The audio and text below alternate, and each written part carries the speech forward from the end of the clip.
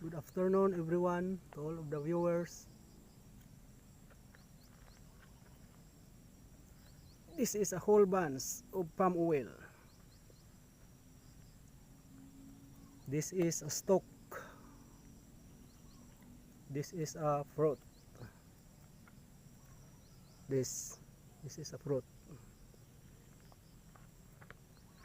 There are two types of oil that we can get from this product. The oil of the husk here in this yellow color, and the other one here in this in white color. This is called lauric oil,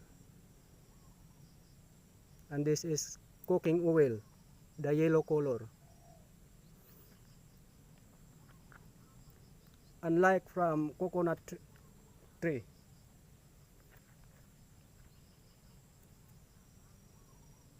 the palm oil is multi-purpose product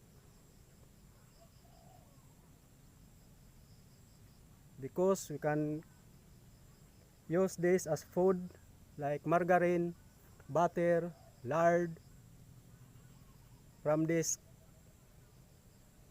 husk, the oil of this husk. And this one, the oil of this kernel, this is called kernel, the white color. This is used for cosmetics. This, the lauric oil. Alright, if you like my video, friend, please share and comment, subscribe. Thank you very much and God bless you all.